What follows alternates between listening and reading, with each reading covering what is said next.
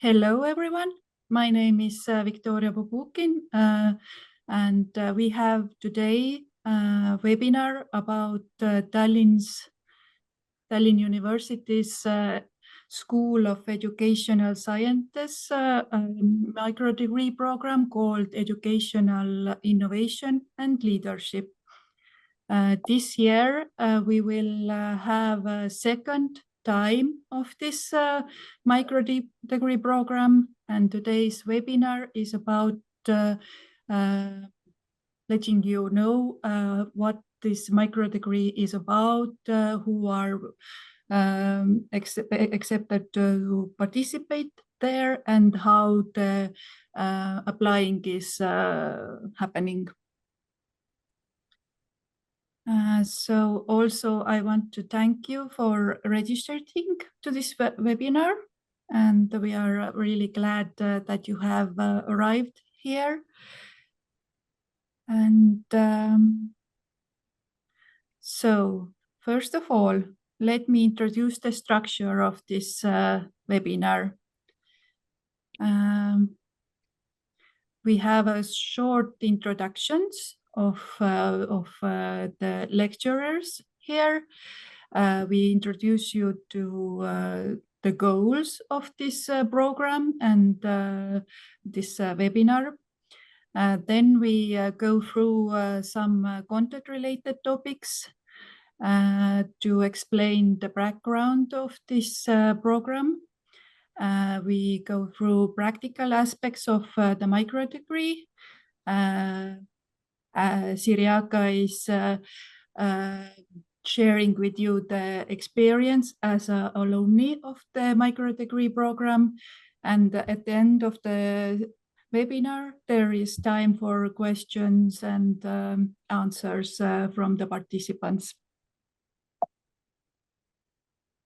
First of all, I would like to that you write in the chat window your name and your profession, and from what country are you from. And also, if you want, you can add email address so we can contact you after this webinar. There's two purposes. One is maybe explain the questions you have received during this webinar. And the second one is to send you the links and additional information about the microdegree program. Next. Oh, well, I see we've got someone from Ghana. Nepal as well, my goodness. And Uganda. What an international group. But I also recognize some names from Moldova. Probably I'm right. And Georgia. Ukraine.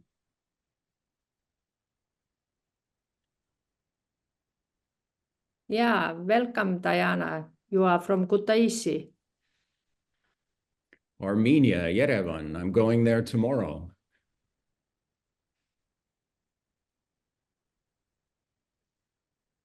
Kenya, Ukraine.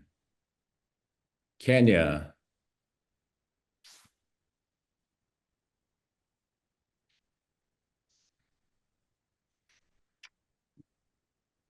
My goodness, Kenya is well represented here today.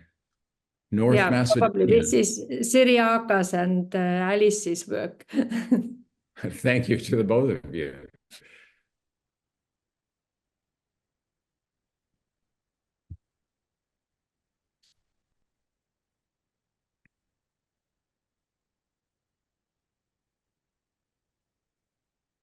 While you type your information to the chat window, perhaps we can find out who are the members of Estonian team. Yeah, thank you very much for introduction, Victoria. And yeah, I'm Eve Eisenschmidt, And I'm really excited to start working with the next group of microdegree students. In my everyday life, I'm professor of education and leadership in Tallinn University, and I am also leading actually 2 master programs, Estonian program and also international program. So I also would like to welcome you while you are considering planning for a full program, but we will talk about this later on. But my real sort of interest and passion is related to school improvement programs in Estonia, but we are also collaborating quite closely with several other countries, for example, Lithuania, and also we just had a webinar and start of a program with Armenia, for example. So I give the floor over to Peeter. Thank you, Eve. So yes, I had the pleasure of teaching last year with Eve Eisensmith. My name's Peter Mehisto, and I'm associated with University College London Institute of Education, and I will be doing this microdegree program with Tallinn University. I'm also very much interested in change, both at the school level, the regional level, and the national level. In particular, I have looked at bilingual and trilingual education and worked in these domains and published a fair amount with Cambridge University Press on this, and have also investigated the Estonian success story and published a book with an Estonian colleague on that. So have worked globally from Asia to North America, in many areas of Europe, North Africa, even South America. So look forward to working with you, learning from you, and trying to meet your needs on this program. Victoria. Thank you. My name is Victoria. I work as a training manager at the Center of Innovation in Education. That is part of School of Educational Sciences at Tallinn University. And I am the coordinator of this microdegree program, and also the coordinator of the project that offers those scholarships for certain participants of the microdegree program that I will explain later on. Okay.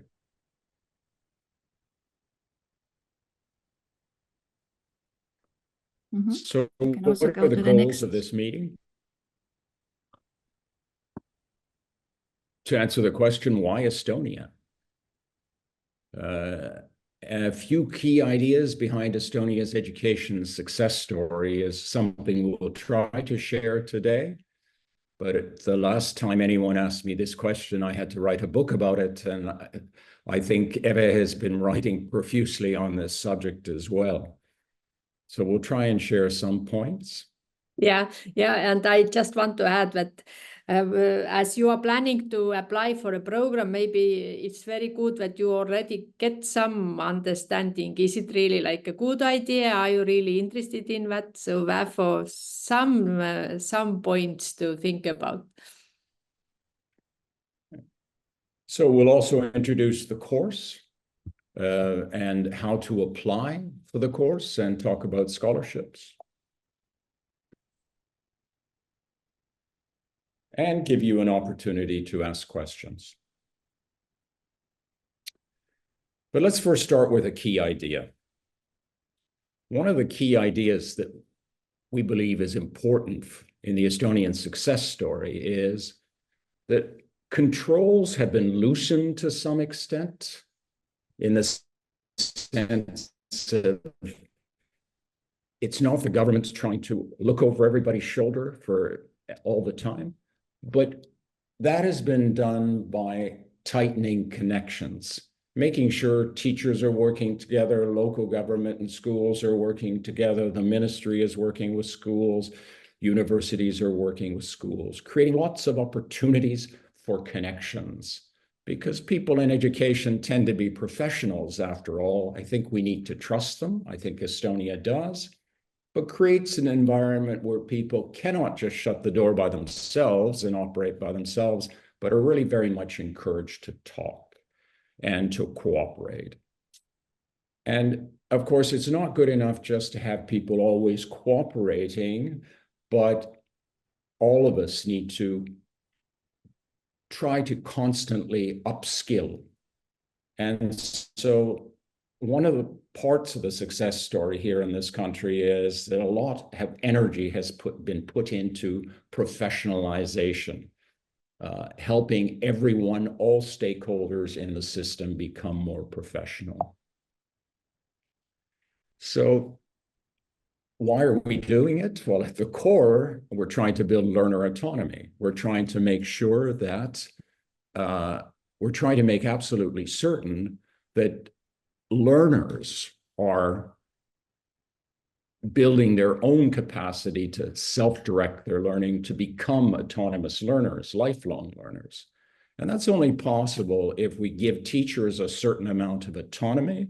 And in Estonia, in fact, teachers have a great deal of autonomy. They can decide what learning materials to use, etc. Then, at the same time, schools also have a great deal of autonomy in this country. So autonomy is one of the key parts of the success of the system. But very importantly, it's not just autonomy, so do whatever you want. In a sense, it's a question of guided autonomy.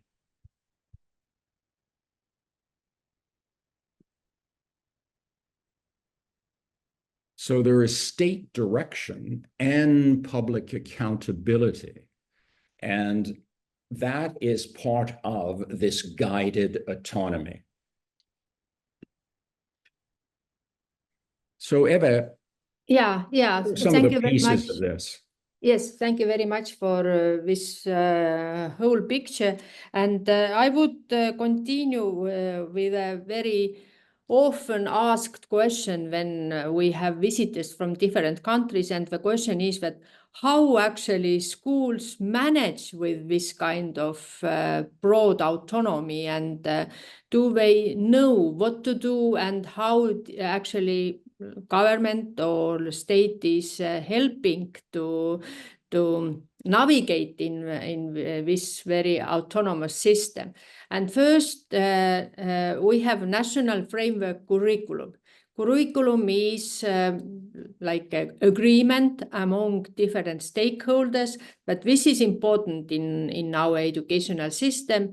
This could be learning approach, and we more or less would like to arrange learning system based on agreed principles. But based on national curriculum, every school creates curriculum, and this is not just the curriculum what is written, but this is like a live document. People or teachers and school community is evaluating and analyzing how curriculum is implemented, and this is called schools self-evaluation. Based on self-evaluation, schools create strategy. And they try to manage with shortcomings or challenges, but also strengthening their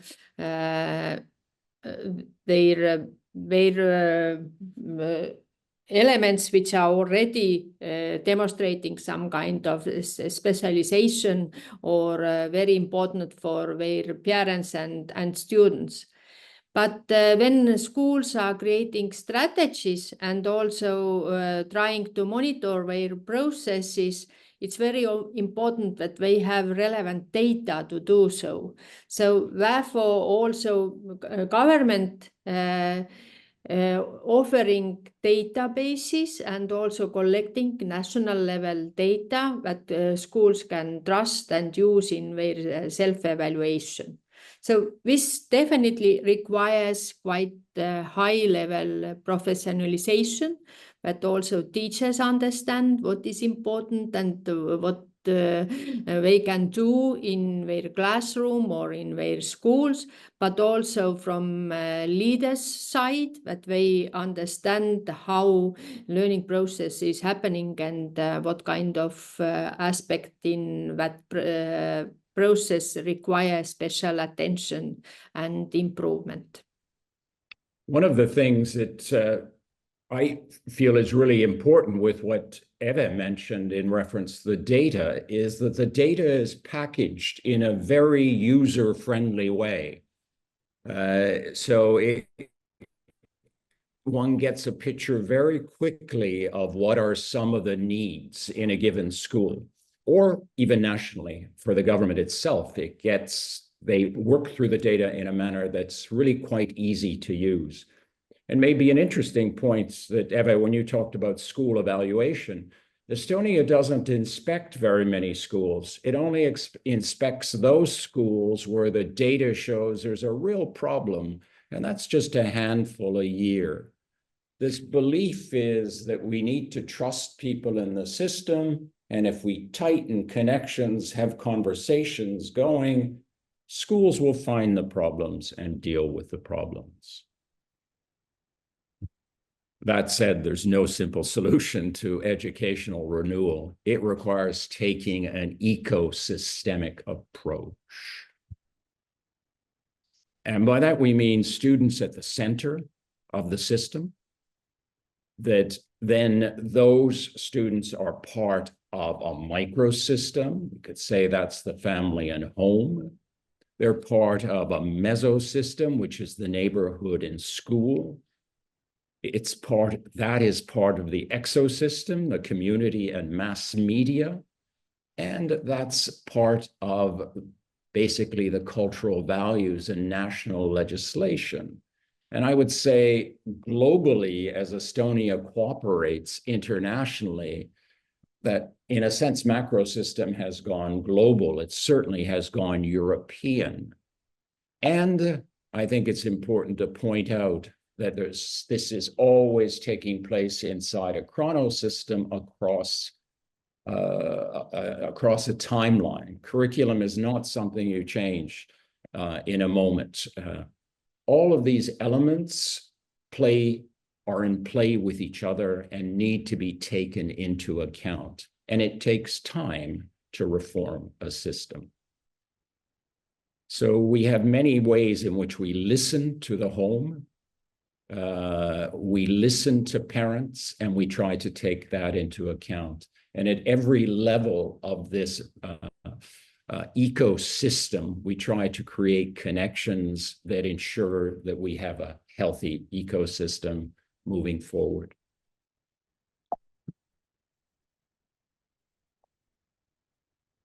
So, Eva, in which ways has Tallinn University shaped the face of education in Estonia in the past, and how is it helping to enhance the quality of education in the future? Thank you for raising this question. And I just would like to bring maybe one quite concrete example how we support our schools, but maybe starting from broader picture, if you could put the next slide. But university's vision is anyway support not only via research and studies society around, but also offering services and definitely, for example, in-service training for teachers and principals or leaders is definitely one quite crucial part. But for example, some years ago, we took quite more systematic approach because there was quite high demands on the state level and also broadly expected by the society, but we will support school improvement. And this was also very meaningful and important moment that actually schools were very much ready for innovating their teaching and learning processes, because also we know much more about how learning happens, and neuroscience gives us quite strong evidence how we should reorganize learning processes. And this kind of good moment for school improvement from several sides, from school sides, readiness to innovate, but also societal expectations, and also universities' vision to support reforms in educational system, leaded us to initiate Future School program. And this program is one element we also will introduce you during our microdegree meetings and seminars. If you could put the next slide. And just very briefly to introduce, this is like a one-year program where every school or school team will choose one learner-centered approach for a change, how they design and plan teamwork and collaborative time for teachers. They also plan monitoring and analyzing the process, but they also create new solutions and practices together with other schools or teams. So basically this kind of journey is something we also will go through with you during microdegree, not implementation phase, but how to start, how to plan, how to think about teamwork and leading change processes.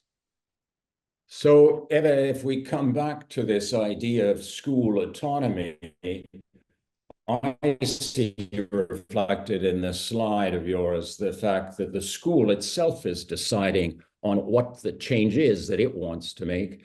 And in fact, it's getting support from the university. And if I'm not mistaken, over the years, also the nation has invested into universities to build university capacity. So you've been able to build your own capacity to help as well. So here we see several parts of the ecosystem and autonomy working in a guided kind of way.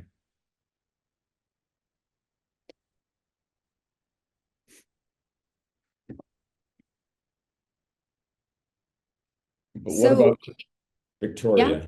No, maybe just taking now some practical aspects from the program or a program, which are very nicely aligned what we just introduced. But actually, we also need to support everybody's autonomy to decide what is important for you, but also scaffolding and supporting you while you are like thinking about reforms and planning future for your educational system.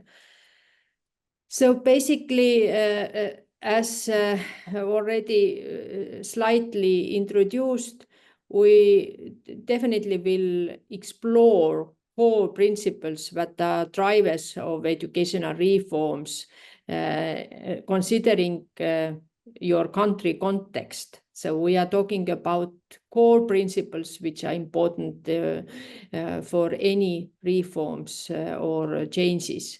But we are also supporting your own professional development, that you are reflecting and planning and thinking what kind of competencies or skills or knowledge is needed to lead reforms or changes in your system or in your organization.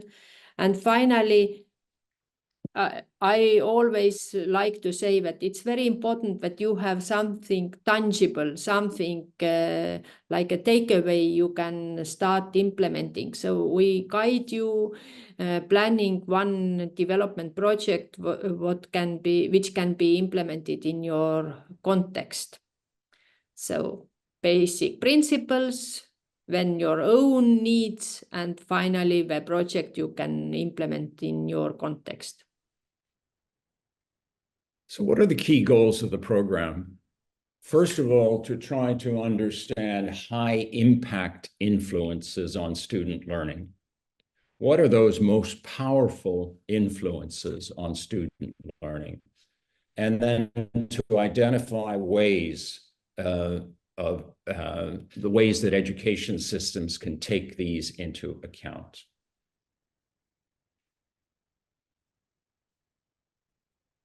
Then to learn about leading a centralized and a decentralized education system, because there are also very centralized education systems. So I think we should look at both to differentiate the key principles and measures used for both types of systems and their consequences.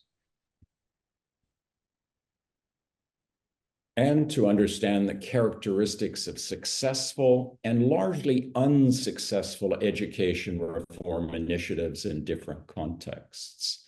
So not everything can be carried from one context to the next, but what tends to work, broadly speaking, across diverse contexts, and what are some of the things that have gone wrong when well-intentioned reformers have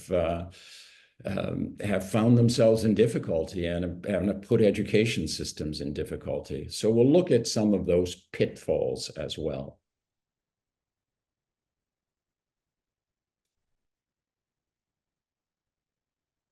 So Eva, I think we're also probably going to look at the multi-decade Estonian education journey, looking at strengths, weaknesses, current development needs, current concerns, because no system is static. The fact that Estonia has been very successful through the PISA lens does not mean that it will be tomorrow.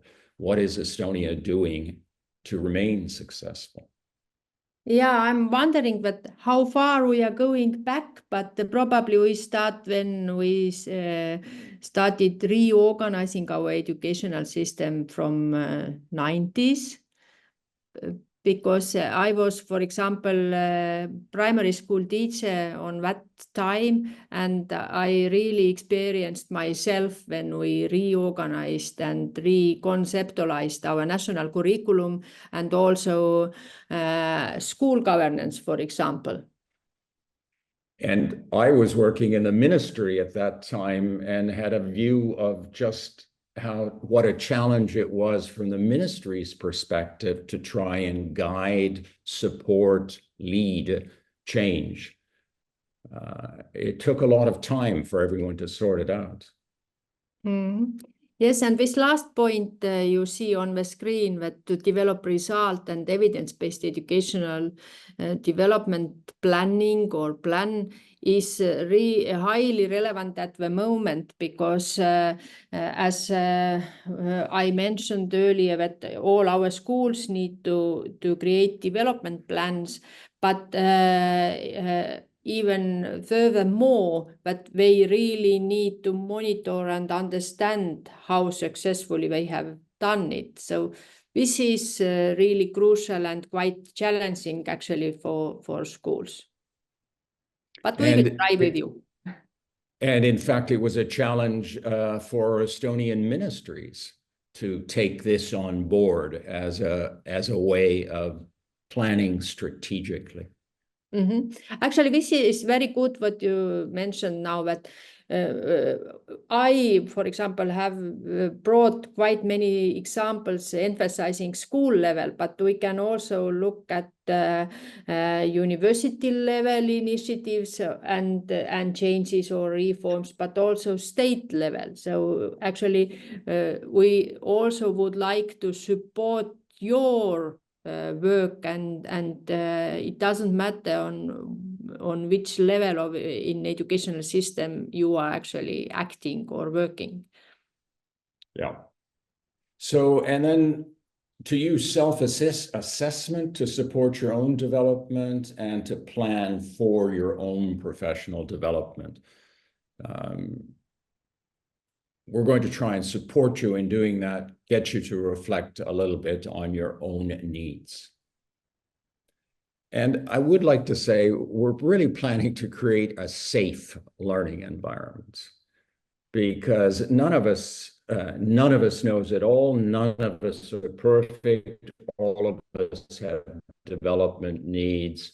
I think it's important for us to have an open conversation, and we plan to have a very positive, future-focused, a safe environment is what we hope to create, a safe environment that will be cognitively stimulating. I would like to say once again a few words about our full program, as this microdegree program is part of that full program, Educational Innovation and Leadership. So we really encourage you to think about the longer perspective, that having or taking a microdegree, you'll get 12 SCTS, which is 2 courses from full program, Educational Innovation and Leadership. And after going through microdegree, you definitely get understanding how you also work in full program. But yeah, you can transfer those credits to full program and learn later on already less, let's say.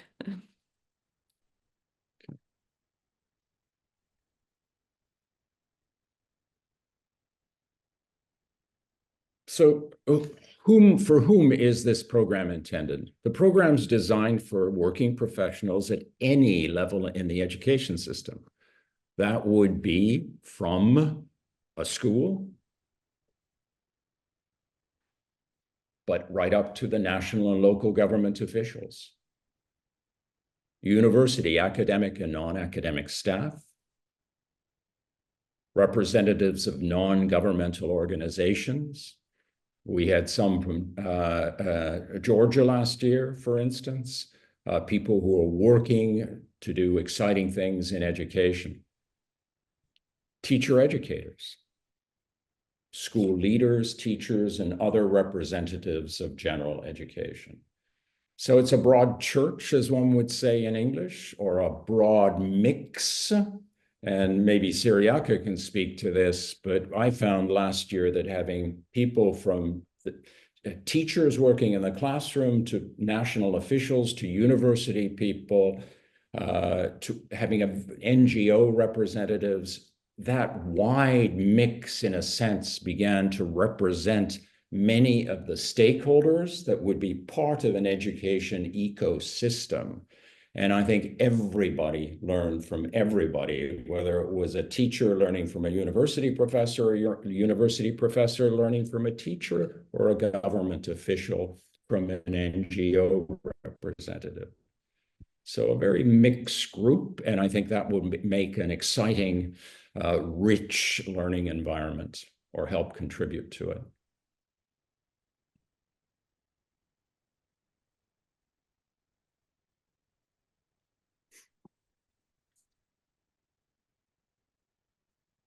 But you can maybe already see from the screen that if you have like a doubts or you feel unsure that how this program is organized.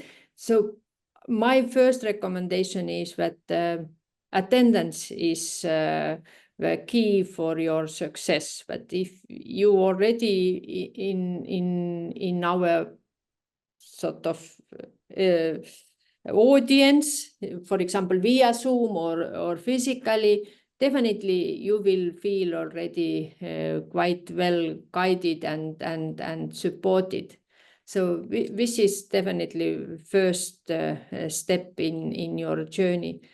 but also participation in class, including supporting others. So as Peter mentioned, and I also enjoyed last year a lot, how Peter created really supportive and socially, emotionally inclusive environment, that we are also supporting each other. And finally, you definitely feel that you succeeded when you have planned and developed your own project, because this is something you really feel that you have done it. And this is always very, very good feeling and very, very motivating. So nobody's going to be testing you morning, noon, and night, or even at all during the program. You're testing yourself. To try and stretch yourself and to come up with this plan that will help and support you on improving. And that is the primary way, besides your participation and how you treat others, which will allow you to be successful in the program.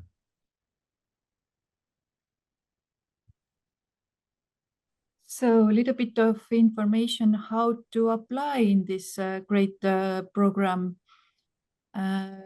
If you scan this QR code, you can see in the slides, it will take you to the Microdegree website, where you can find all relevant information about the Microdegree program, how to apply, what are the criteria, who are eligible to apply for the scholarship, and so on. But first of all, if you want to be part of the Microdegree program, you have to fill in an application form. The link is in the website, at the website. Along with application, you also have to submit the maximum 2-page motivation letter. And this motivation letter should indicate or state why do you want to take part of this Microdegree program, what knowledge and skills you are bringing to the course, for example, what work experience you have, and what is your plan how to use the information and data you have learned in the Microdegree program.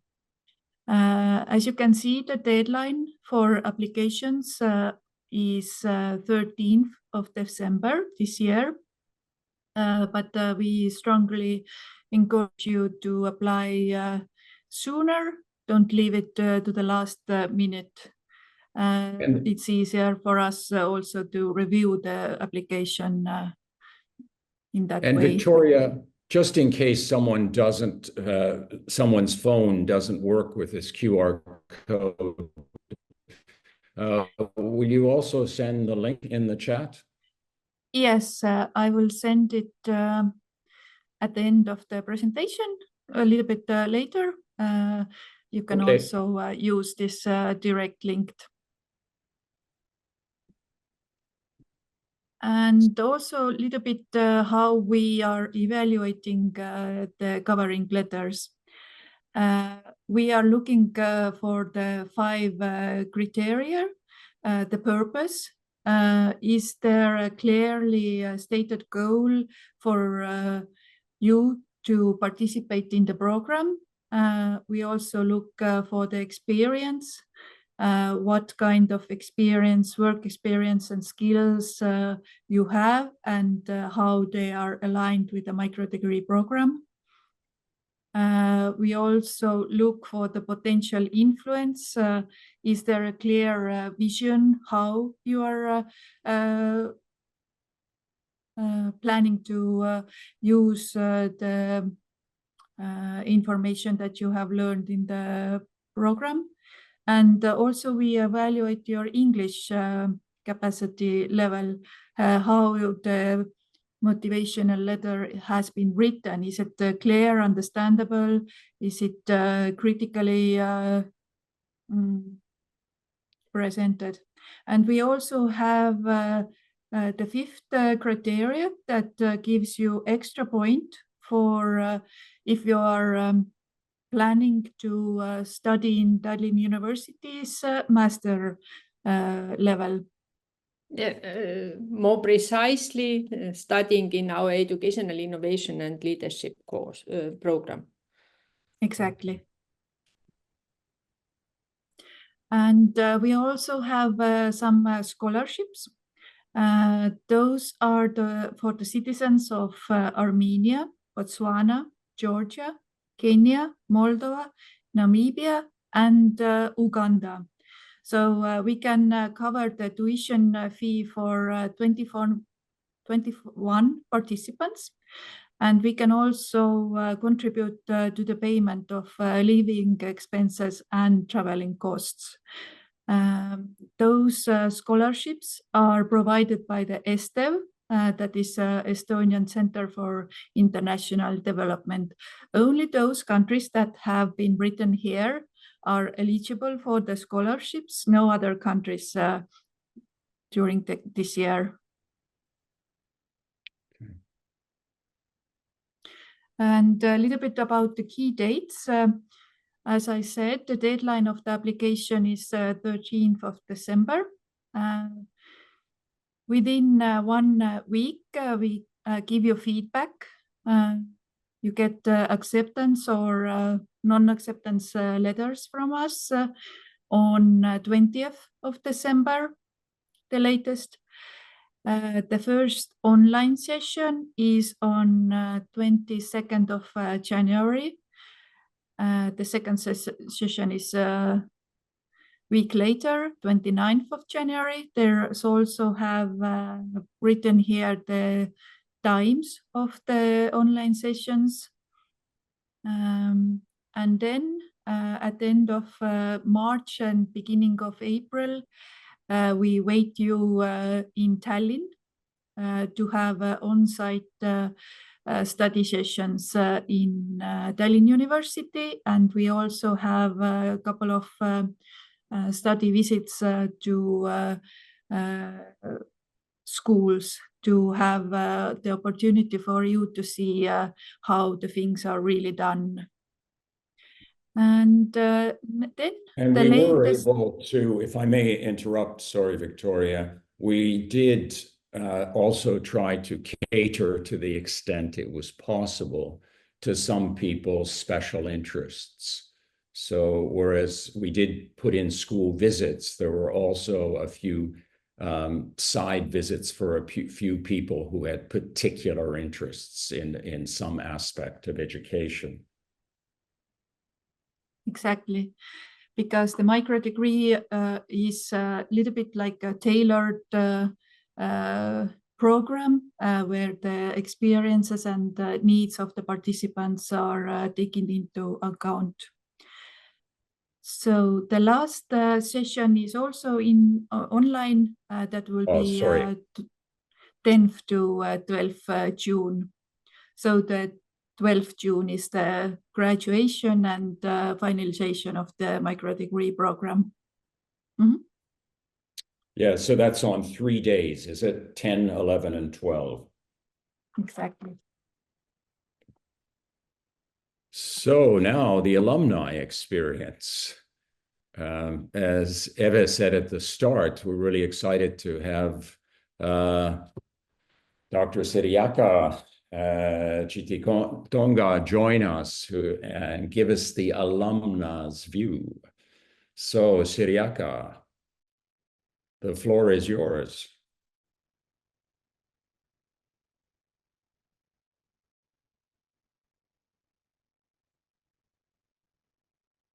Siriaka, you have to unmute yourself. Sorry. I'm very excited. I forgot to unmute.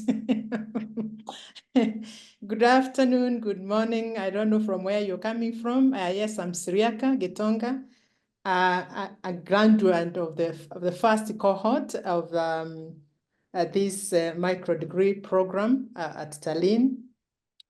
Just a little bit about myself so that you know why I'm very excited participants. I am the Dean School of Education at the University of Embu, but I think I've also been involved in leading the reform agenda in our country at BISIC, and now moving very fast towards the reforms that are expected at the university level. And so I'll share a couple of things that are still mind-blowing after I attended this course and graduated in June this year. What Eve and Peter and Victoria presented to you is a lifetime opportunity to challenge your beliefs or your perceptions about what kind of education would you want to see or witness in your own countries. And particularly to my colleagues from Uganda, Namibia, Ghana, and my fellow colleagues from Kenya. I've seen so many of my colleagues, the Kenyans who have applied. One of the things that you'll experience is you will enroll in a program that has got an international outlook. During our experience in this course, we had colleagues from Georgia and from Ukraine.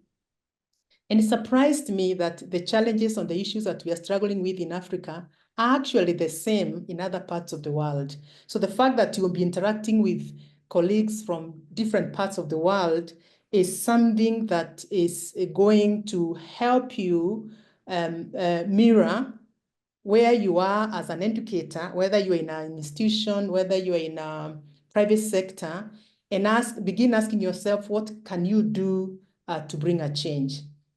Peter and Eve have shared the key highlight for me was looking at the drivers of an educational reform. Having participated in a nationwide policy development, I learned, one of the things that I carried away was that you are an influencer as an individual, or as a person in that space, you are an influencer. But then you can't influence unless you are able to reflect where you are and what best practices have to offer, because there is always somebody who has gone through that journey before you. And this is what this program provided for me, that looking at Estonia, which kind of has a leapfrog, and Kenya, which we are having a major reform after 50 years of independence, then I truly was able to interact with what really are key influencers of student learning. In Africa, one of the issues that World Bank has spoken to us consistently is learning poverty. And sometimes we are not able to appreciate why is it that children go to school and very little learning is taking place. And this is what this program addresses, the fact that there has got to be a change in the way we view how we establish learning environments such that students or children can learn. And one of the questions we asked ourselves was, because we were with the colleagues from universities in Kenya, and I've seen quite a number, is that then how are we going to lead the change conversations in universities so that we can train a teacher that is able to transform the learning experiences of the learners? And so the practical nature of this program provides you an opportunity to interact with school environments that have worked with professors in their classroom to transform how teachers lead their teaching. The Future Schools program, the powerful theories in education, what makes effective learning are some of the experiences that I've carried away, and I'm using them consistently as we work towards our reform of teacher education here in Kenya. I think the biggest one that I've kept thinking about Eve and Peter was the visit to the gymnasium school and Pengolina, which at first visit, it looked like a university. There's lo and beyond, when you interact with children and teachers, leading learning so seamlessly in a very enjoyable environment that has been created by the teachers who have a significant level of autonomy. I think for me, this is what I would want to see in my country. I don't know how many years it will take, but I think with my colleagues, deans, and the ones that have applied to come, we can begin the conversation of how do we train a teacher and how can we lead policy changes that will trust the teachers to be able to establish classroom environments and that learners can enjoy. So colleagues, if you get an opportunity to get to train in this great program, these are some of the things that you come back with. Secondly, school leadership and its role in teaching and learning. You will agree with me, especially those of us who have come from African countries, our schools are still led, the model of leadership is extremely bureaucratic, very traditional. And so then how can we train teachers who will become school leaders that can embrace a leadership style that would create room for everybody to feel safe to make a contribution? So these are among the many other experiences that you're going to bring to take back to your homes. It will really challenge your what you hold about effective teaching and learning. It will challenge your thinking about autonomy of learning. It will challenge your feeling about leading schools in a manner that enables learners and even the teachers to explore learning.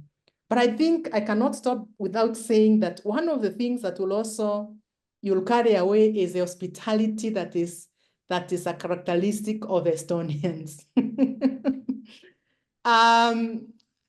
The many evenings that Victoria took us out for, the different types of meets that we engaged in, the different sceneries that were taken to, on top of you coming back with a certificate, you and learning and lessons that you will really enjoy your time in Estonia.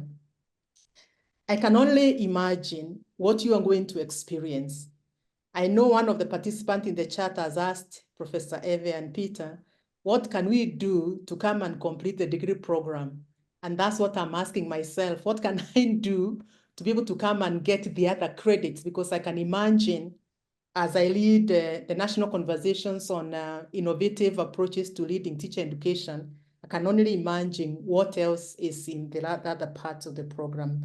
So kindly apply, kindly give a strong statement of why you should be considered and pray that you'll get opportunity to go and learn. And if you don't get the scholarship, go back to your university and negotiate for university to fund you. I got one of my colleagues, who told me if the university doesn't fund, if he doesn't get the scholarship, he's going to plead with the university to be able to give him funding to come. So thank you very much. And I can only wish all of you best of luck in your application for the scholarship, and also ask whether you can be funded by any other institution to partake this program. Thank you very much for giving me the opportunity to encourage my colleagues to come and learn like I did learn, and my other colleagues. Thank you very much. Thank you very much, Siriaka. It's such a great pleasure to hear that you enjoyed and what were main takeaways or experiences. So yeah, thank you very much. Also say this, it's really motivating for us also. Yes, we have already begun the teacher education reforms in Kenya. We have a team that is working with one of your colleagues, Catherine. The knowledge we acquired on how to think through the teacher education, we had a meeting on Monday where we brought some of the things we learned on the table. So we have begun applying some of the ins that we learned on how do you lead education reforms. And now we are trying to apply it to the designing of our new teacher education programs in readiness for 2029. So we are applying the principles that we acquired. Thank you. Exciting. Asante, thank you. Welcome. Thank you. We only have 3 minutes until the end of the webinar. I also quickly reviewed the chat window and noticed someone asking about the challenges during the transition of educational reforms in Estonia. What were the challenges? Well, that's quite a list of things one would come up with, including and at every level of the ecosystem, because in fact, when you're trying to change is not just something that is directed from above simply or from below. Change is made up of everybody within an ecosystem going through a kind of a personal change as well. So it's helping people to take on those responsibilities, ways of organizing things. For instance, one simple mistake that was made along the way with curriculum reform was that not enough was invested into supporting teachers into understanding a new approach and helping them apply the new approach, despite the fact that a lot was invested into it, more was required. And another point might be that it's difficult to rush reform. You need to give people time. You've got to pace it in a way that is doable. But Eva? Yeah, I would just say that probably this requires more discussion, and this is why we need these kind of programs. But I see that already Victoria answered several questions which were in chat corner. But I see that there is also one hand raised. You could switch on camera, microphone and just ask, please. Yep. Zachary. Thank you. Yeah, thank you very much for the presentation and the wonderful experience from Dean Syriaca. In your presentation, I think that is Peter, you talked of the goals of the program. And one thing that struck me was the goal about understanding the characteristics of successful and unsuccessful education reforms. And based on where we have come from, especially in most of the countries in Africa that have reflected on reforming education to the competence-based education, probably you could share with us, which can also help us to shape our education, what are some of the characteristics of the failing education reforms that are under implementation generally? Thank you.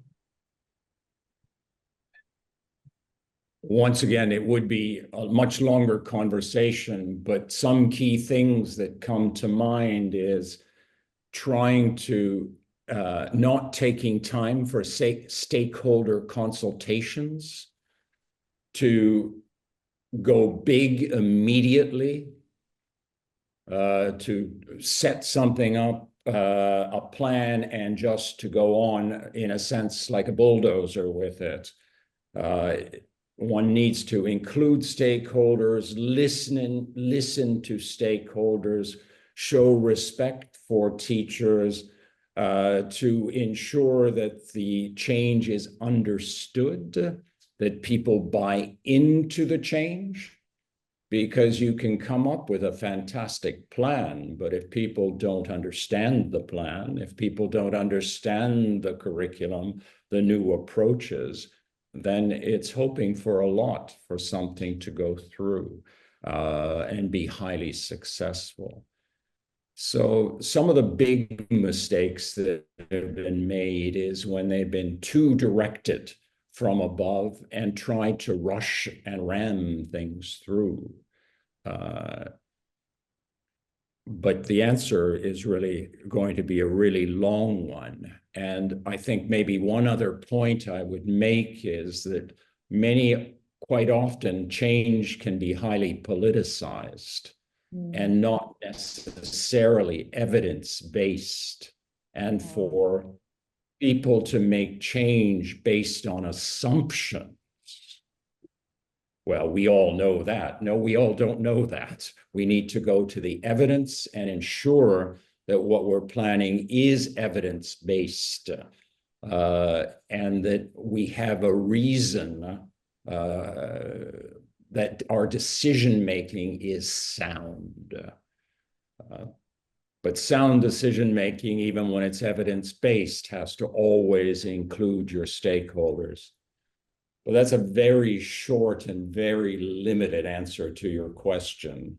And the context also plays a major role, because certain reforms have failed in certain contexts and been successful in others. We need to talk about those contextual factors that might act as barriers and to identify those as well. So Zachary, that's just a dip in, sort of putting one's toe into the water, so to speak. But hopefully we'll see you in Tallinn and can explore this in greater depth. Yes. It would be my pleasure, because this is one of the most challenging things, and I'm happy some of the things that you have just hinted at. And actually, as a curriculum developer, these are some of the things, but the most critical, as you have seen, is that political drive and history implementation. Even if we have the respect for the teachers and the stakeholders' engagement, if it is flouted at the point of political implementation, definitely it's likely to be flawed. Thank you. Agreed. Thank you for participating in this webinar. Today our time is unfortunately up, and we have to finish our webinar. Please review the information from the Microdegree website. Most of the answers are probably there. If you have more questions, please write me an email and I will try to answer as quickly as I can. This recording will be shared with you most likely within 1 week. So you can review it again and see most important parts of it. And what else? Apply for the Microdegree program. We are looking for you and waiting for you. Exactly. Welcome to Tallinn. Thank you. Absolutely. And thank you.